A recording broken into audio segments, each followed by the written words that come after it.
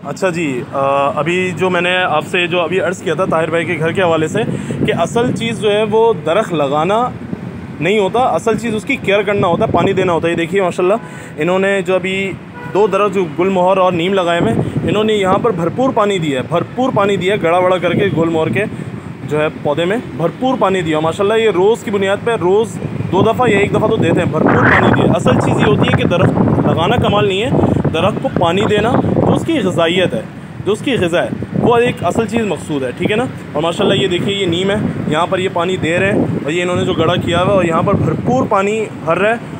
और मतलब आप अंदाज़ा कर रहे हैं कि मतलब इसकी ग्रोथ जो हो रही है, इतनी जल्दी हो रही है, उसकी वजह ये है कि इसको ग़िज़ा भरपूर मिल रही है। और दरख्तों की ग़िज़ा क्या होती है? पानी होती है, अच्छी हवा और ये पानी, ये इनकी ग़िज़ा होती है भरपूर तरीके से माशाल्लाह। ताहिर भाई बता रहे थे कि भाई हम जो है 2 दफ़ा या 1 दफ़ा इस तरह पानी देते हैं। तो असल चीज़ जो पौधे लगाने वाले हैं, जो हमारी नई जनरेशन है माशाल्लाह लगा रही है, तो मकसूद जो है मेरे भाई दरख्त लगाना नहीं है, मकसूद क्या है?